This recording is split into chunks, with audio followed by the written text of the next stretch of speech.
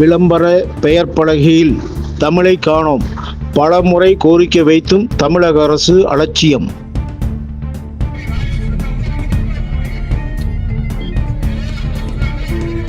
விளம்பர பலகைகளில் கட்டாயமாக தமிழ் எழுத்துக்கள் பெரிதாக முதலில் வர வேண்டும்.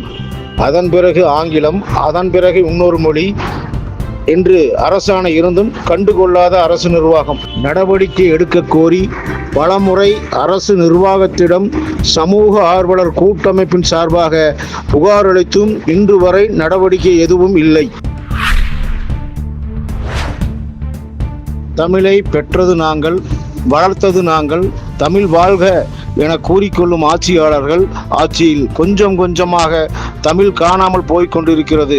நடவடிக்கை எடுக்குமா தமிழக அரசு?